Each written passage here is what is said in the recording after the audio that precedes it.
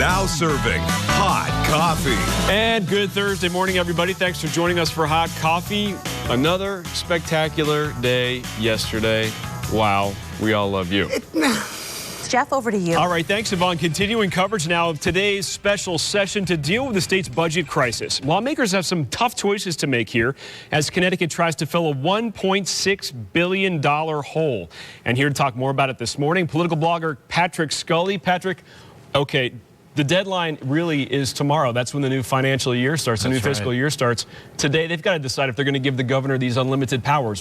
What do you think is going to happen here? Well, I think the governor will probably get the increased authority to cut the budget. Right now, he has 5%. He can cut 5% in any line item except aid to cities and towns. He wants 10%, and he wants to cut some aid to cities and towns. Now, first selectmen and mayors, of course, are freaking out because they've already set their budget.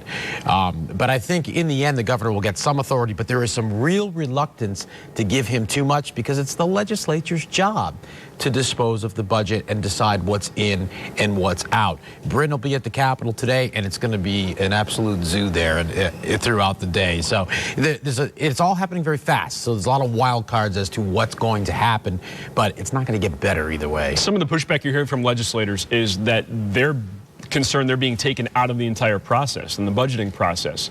So what do you think is ultimately going to happen today? Is that going to win the day? Or are they going to say, okay, Governor Malloy, it's your baby, it's your problem now, we wash our hands of it? Right, well, I talked to some state senators and state representatives yesterday that I know from my years at the Capitol, and they are open to giving the governor some more authority. There's a political consideration here, too, because if the governor's the one doing the cutting, then the lawmakers don't have to go back to their towns and cities and say, well, sorry about that, I slashed your state aid. Oh, it was the governor's problem.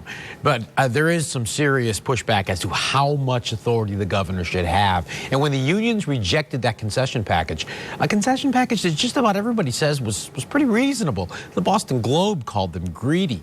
I mean, it really is a serious situation now.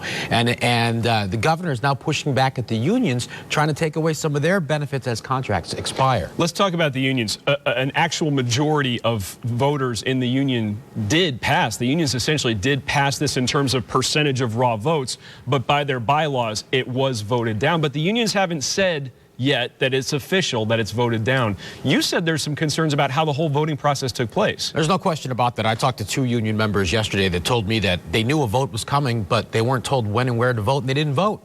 A majority of the rank and file did in fact ratify this, but they needed 80% to pass this in 14 out of 15 unions. You can't get 80% for Mother Teresa and Mom and Apple Pie. How are you going to get that to give up some of your benefits?